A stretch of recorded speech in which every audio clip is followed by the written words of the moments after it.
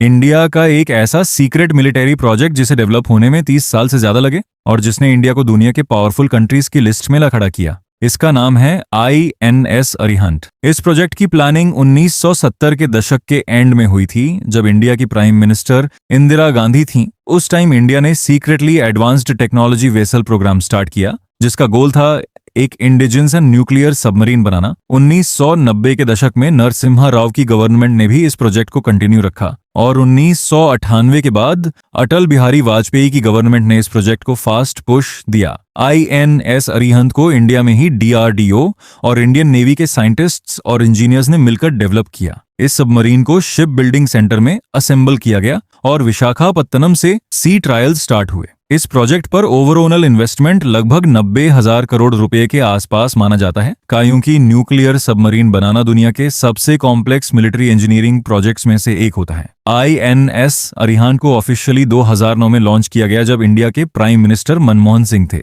उसके बाद कई सालों तक टेस्ट और सी ट्रायल्स हुए। इन टेस्ट में चेक किया जाता है कि engine, nuclear reactor, navigation system, weapon system और सेफ्टी सब सही काम कर रहे हैं या नहीं। और बाद में 2016 में इसे इंडियन नेवी में ऑफिशियली कमीशन किया गया, जब प्राइम मिनिस्टर नरेंद्र मोदी की गवर्नमेंट थी। मतलब ऑफिशियली मिलिट्री सर्विस में इंक्लूड कर लिया गया। ये सबमरीन K-15 और K-4 बैलिस्टिक मिसाइल्स कैरी कर सकती है, जो 100 से 1000 किलोमीटर दूर तक टारगेट हिट कर सकती हैं। इसी सबमरीन की वजह से इंडिया ने अपनी न्यूक्लियर डिफेंस स्ट्रैटेजी का सबसे इंपॉर्टेंट पार्ट कंप्लीट किया, जिसे न्यूक्लियर ट्रायड कहा जाता है। मतलब लैंड, एयर और सी तीनों जगह से न्यूक्लियर वेपन्स लॉन्च करने की कैपेबिलिटी। इसका मतलब अगर कभी कोई कंट्री इंडिया पर न्यूक्लियर अटैक करने की कोशिश करे तो इंडिया समुद्र के अंदर छुपी सबमरीन से भी पावरफुल रिटेलिएशन दे सकता है।